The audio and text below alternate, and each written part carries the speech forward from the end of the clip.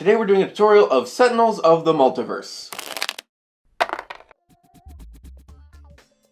Sentinels of the Multiverse is a superhero-themed cooperative card game. We're all superheroes, we go to a bad place, and we punch a bad guy till he goes to sleep.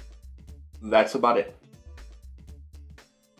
Okay, first of all, determine how many players are playing. The game recommends 3 to 5. Well, really it's 3 to 5 heroes playing. Hero decks. Each hero is represented by their own card deck with all the different things they can do. Technically, you could play this game just fine with 2 players. One person would just have to play more than one hero, really. 2 heroes just isn't really going to cut it. 3 is hard enough as it is.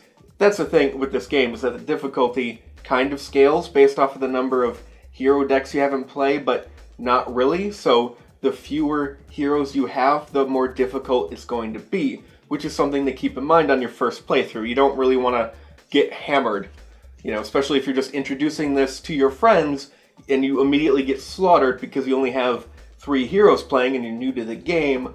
That can suck. 3 to 5 is recommended. 4 is a great sweet spot right in the middle if you can swing it. But anyway, point is, everyone grabs a hero deck, 3 to 5 players, 3 to 5 hero decks in play. They have a complexity chart for all the heroes and how difficult they are to play, even for some of the expansions that were out at the time this edition came out. But what they don't say is what the heroes actually do, because some of them have different roles that they tend to be better at in terms of the overall team group play. So, okay, let's just go over some basics. Legacy. He is one of the 2 biggest support players in the core game, and he's mostly good as a team protector. He's a tank. He takes damage so other people don't have to. Also, he can provide damage buffs to the rest of the group. Those are the 2 biggest things he's best at, and you should keep that in mind if you do want to play Legacy.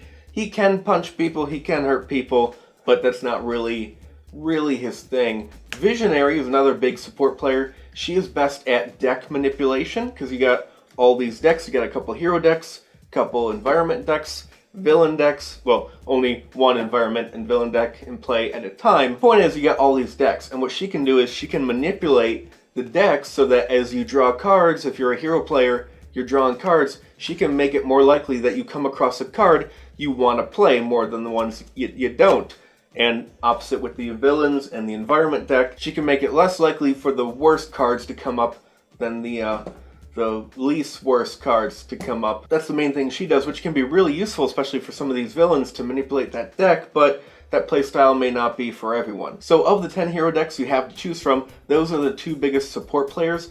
Everyone else is basically some combination of team support and damage to various extents and styles. So everyone's picked your hero, and you're going to grab the deck and take this card here. This is your character card, and in the top left-hand corner it has how much damage you can take. In this case, Legacy can take 32 damage before he gets knocked out. We also have a power. Every hero is going to have a starting power for you to use. In this case, we have Galvanize. Until the start of your next turn, increase damage dealt by hero targets by 1. Anyway, take your hero card, set it aside. The rest of your deck you're going to shuffle as best as you can, and then you get a starting hand of 4 cards. Now, I already prepared the deck with 4 example cards to use, which I then shuffled like an idiot. So, god damn it.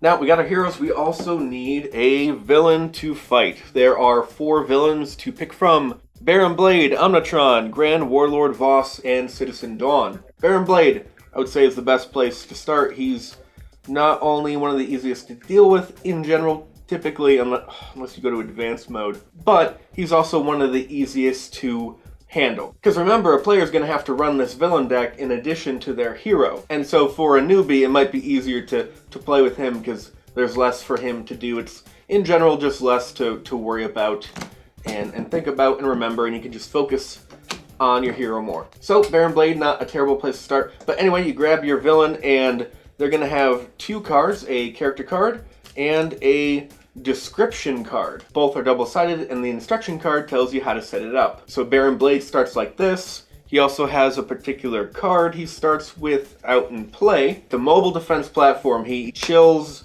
in this shielded thing, and then he can't do damage until you destroy the mobile defense platform.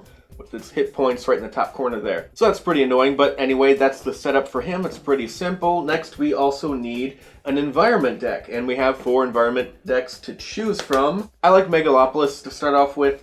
It's annoying, but really that's all it is for the most part. It's annoying. There's no enemies it spawns that you have to deal with, although there are things you can destroy if you want to. But mostly you have cards that just prevent heroes from doing a step of their hero turn. But whichever one you pick, you grab it, you shuffle it, put it aside.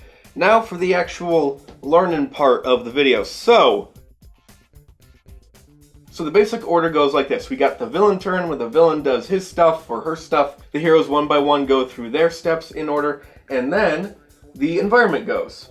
Okay, so first of all, let's start with the villain phase. We got our villain all set up here, and the first thing we do is check to see if there's any start of turn things we gotta do. Because you're gonna have certain cards in play that says, at the start of the turn, do this. Or, as in this case, at the start of the villain turn, if there are 15 or more cards in the villain trash, which is the discard pile, Barren Blade's Terra Lunar Impulsion Beam activates, pulling the moon into the earth. Game over. So you want to defeat him quickly before that discard pile fills up and not focus too much on his minions he's going to throw out at you. But for now, that's all of the start of turn effects that are out for him, so for now, we just play a card. And we got a minion, which at the end of the villain turn will do some damage, which is right now. This card deals the hero target with the highest HP X melee damage, where X equals the current HP of this card. So our hero with the highest HP, let's say Legacy, takes 5 damage. Then we take a damage token, we put it on him or near him. Now we're on to the hero. So I got Legacy. He's gonna go first. I got my hand of 4 cards that I already drew. The steps for my hero turn are play a card, use a power, draw 2 cards. And of course the whole start of turn, end of turn things, that same stuff also applies. Anyway, gotta play a card. Okay, first of all, let's take a tour of the cards, the types of cards you're gonna come across. In every card, you're gonna have this little section in the middle here. This lists the keywords that apply to this card and dictate how it functions as well as how it's affected by other things happening in the game. First of all, we got a one-shot. It's just like it sounds. You play it, you do the thing on the card, then you discard it. So if I played Thok, Legacy would deal 1 target, 3 melee damage. And just for the record, a target is anything with hit points, anything that can take damage. But after that, he would then draw a card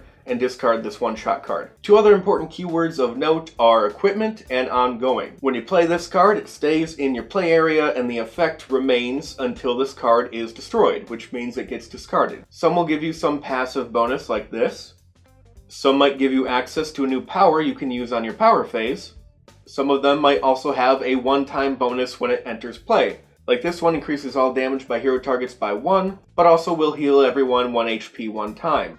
Now really, ongoing and equipment cards function in basically the same way. It's just that they are affected by different cards. A villain might play a card that destroys all hero ongoings, or an environment card might play a card that causes you to destroy an equipment card or else take some damage. And finally, we have the keyword limited, which means that only 1 copy of this card may be in play at any given time. There are other keywords in the game, but for the most part, they're some unique part of a particular deck. But for the most part, one-shot, equipment, ongoing, and limited are the 4 main keywords that you gotta know. Okay, so I'm playing Legacy, it's the play a card phase, and let's say I have no idea what the hell I'm doing, so I pick this card to play. The Legacy Ring. You may use an additional power during your power phase. And because I don't know what I'm doing, I think, hey, that means I can play his power, his damaging buffing power that will add a +1 damage to all my teammates. I can play that twice. That'd be great. That's gonna add 2 damage. I'm a badass over here. Wrong. See, a power, or rather an instance of a power, can only be used once during a single person's turn. So I can't play Galvanize twice in this turn, but let's fast forward in time a little bit and let's say that I have the Legacy Ring as well as 2 copies of Next Evolution in play. If I wanted to, during my power phase, I could use this instance of the Next Evolution power, and then as my second power granted to me by the ring, I could use this instance of the Next Evolution powers. So now I'm immune to 2 different types of damage. I need 2 copies of that power to use it twice in the same turn. Anyway, back to our example. I've played the equipment card. The ring allows me to do 2 powers, but it doesn't really do anything for me right now. It doesn't change how I play. Really, this is the card I should have played, but like I said, I don't know what the hell I'm doing. So, I got my card, I played a card, now I get to use a power. So I use Galvanize because that's all I got. All heroes get a +1 damage, including him. So I played a card, used a power, now I draw 2 cards, and my turn is over. Oh, also one thing of note, there is no hand limit in this game, so don't worry about that. Get as many cards as you want. In fact, some characters like Haka, he relies on having a giant hand, and then you play just the right card, and you can do massive amounts of damage based off of discarding this massive hand. It's great. So far, we've done the villain turn, start of turn effects, play a card, end of turn effects, villain turn is over, next is the hero turn. First hero went, he looked for any start of turn effects that needed to be resolved, which there weren't because we just started. Then he plays a card, used a power, draws 2 cards, and then any end of turn effects would get resolved at that point. Then you do that with every single hero. Next we get to the third and final stage of a round of gameplay, which is the environment step, and you simply play a card, do the thing on the card. That's it, and that's a round. That's a whole round right there. Is that it? Am I done? Can I be done? I want to be done with this. That's it for today. If you like this video and want to see more, subscribe and come back every week for roughly 2 to 3 videos every week. Subscribe to my channel.